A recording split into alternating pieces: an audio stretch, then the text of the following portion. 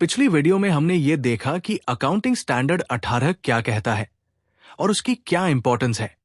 इस वीडियो में हम ये जानेंगे कि कौन से पार्टीज रिलेटेड है।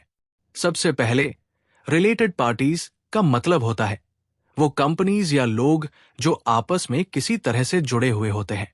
ये कनेक्शन किसी भी प्रकार का हो सकता है, जैसे शेयर होल्डिंग, कंट्रोल या कॉमन इंटरेस्ट। अब हम 3 प्रमुख प्रकार की रिलेटेड पार्टीज को देखेंगे। पहला है सब्सिडरी। एक सब्सिडरी वो कंपनी होती है जो किसी दूसरी कंपनी द्वारा पूरी तरह से या अधिकांशतः कंट्रोल की जाती है। मान लीजिए रिलायंस के पास जियो के 70% शेयर है। इसका मतलब है कि रिलायंस जियो को कंट्रोल करती है, तो जियो एक सब्सिडरी है रिलायंस की। ये रिलेटेड पार्टीज है। अब बात करते हैं एसोसिएट की।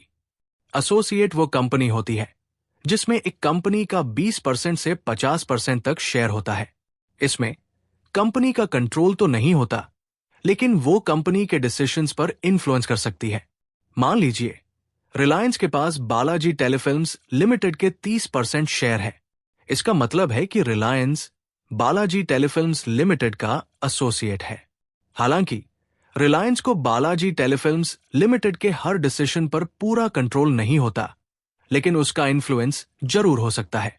अब आपको यह जानकर थोड़ा हैरानी हो सकती है कि एसोसिएट ऑफ एन एसोसिएट को हम रिलेटेड पार्टी नहीं मानते हैं।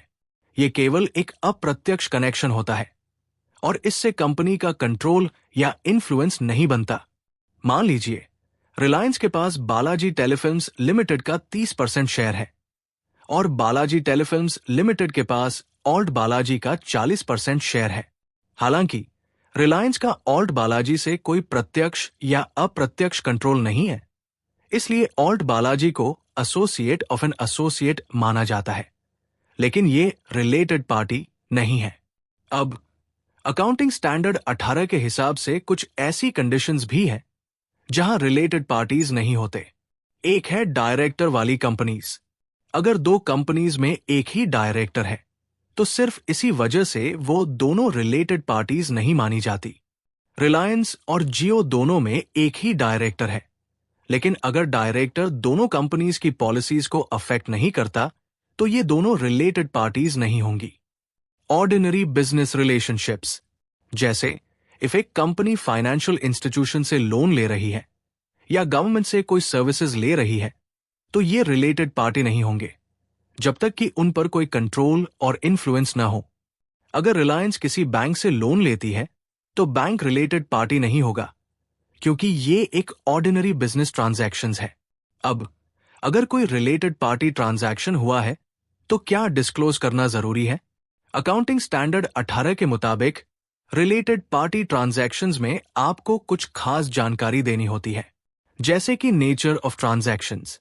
आपको यह बताना होगा कि दोनों पार्टियों के बीच क्या ट्रांजैक्शन हुआ है। एग्जाम्पल, रिलायंस ने जियो से गुड्स खरीदा है तो इस ट्रांजैक्शंस का डिटेल देना होगा।